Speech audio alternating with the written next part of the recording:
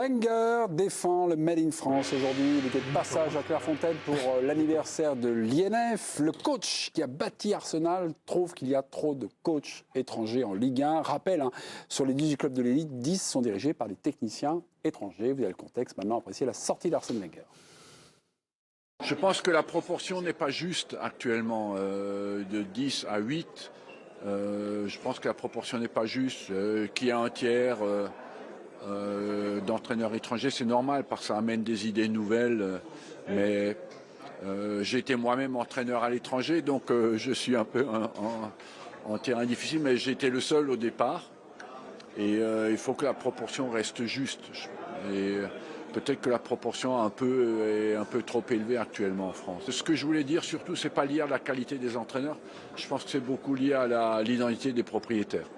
La proportion d'entraîneurs étrangers en Ligue 1 n'est pas juste. Est-ce un vrai ou un faux problème? Cette question, deux chroniqueurs de la même rédaction vont s'expliquer. Jingle. La sortie d'Arsène Wenger a déchiré la rédaction du Parisien. Bonsoir, ils se disent bonsoir, mais attention, ça va saigner.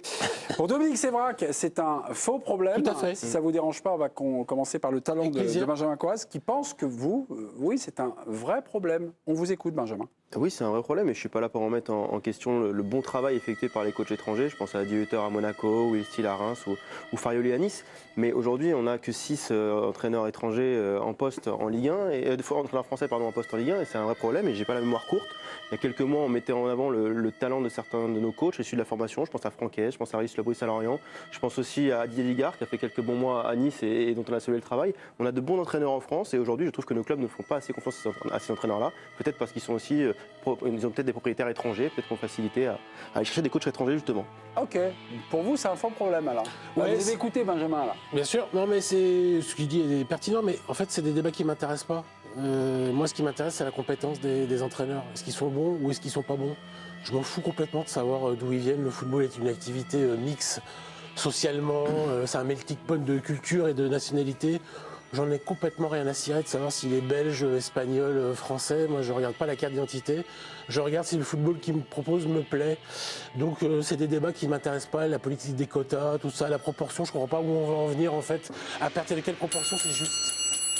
Ça déborde. Cite l'équipe, pardonnez-moi, pour voter. C'est un faux débat, faux problème. Voilà. Pour vous, non, il y a peut-être quelque chose. Voilà. C'est mon avis. Oui, mais c'était l'avis contraire de Benjamin qui disait non, mais il y a des techniciens français qui sont compétents. Et ça serait bien de les choisir. Le président a demandé, Vincent Deluc. Je pourrais être sensible à l'angélisme de Dominique Sévrac par rapport à ce sujet-là. Si la proportion des entraîneurs étrangers était due au hasard ou seulement à la compétence, comme il le dit.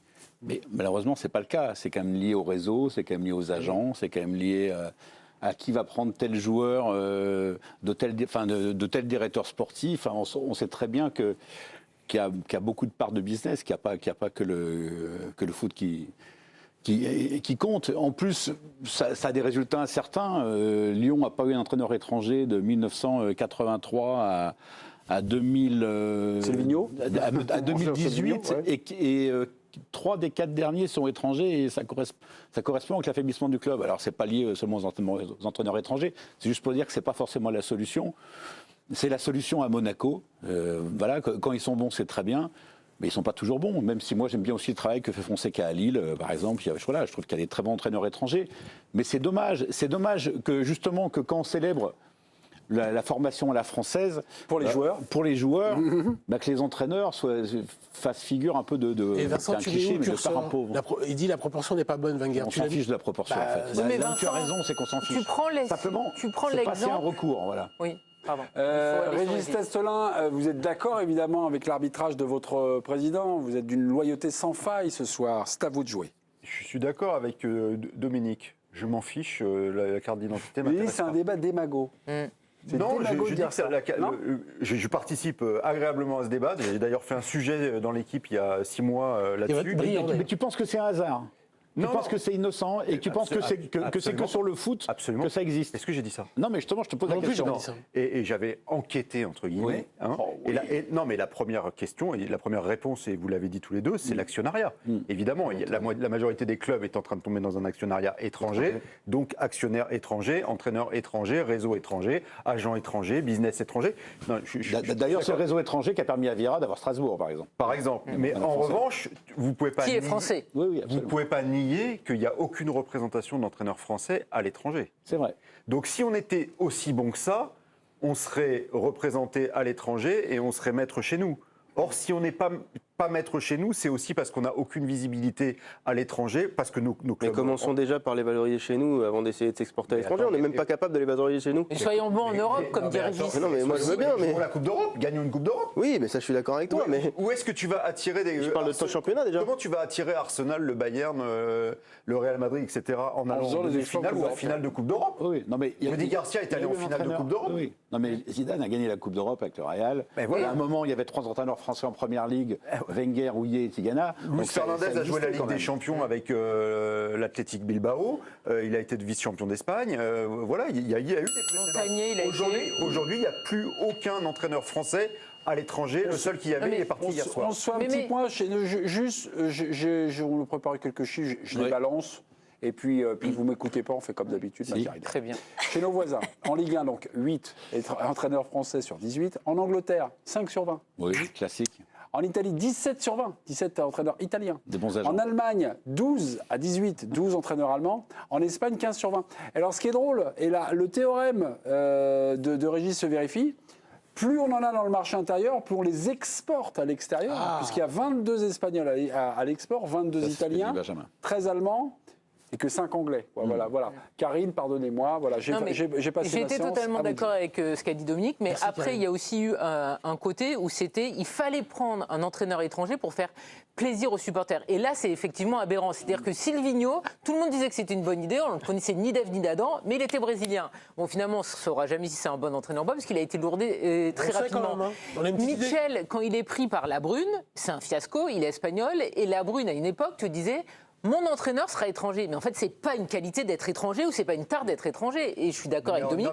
Tu prends quelqu'un. C'est pas une qualité d'être français en ce moment. Non, mais tu dois prendre quelqu'un pour ses compétences. Et effectivement, j'aimerais voir un Julien Stéphan aujourd'hui. J'aimerais revoir des entraîneurs français qui ont fait des belles choses. Mais après, je me fous de connaître l'identité sur sa carte d'identité. Juste comme je On ne juge pas quelqu'un sur son. Surtout que ça ne veut rien dire. C'est-à-dire que tu ne peux pas dire.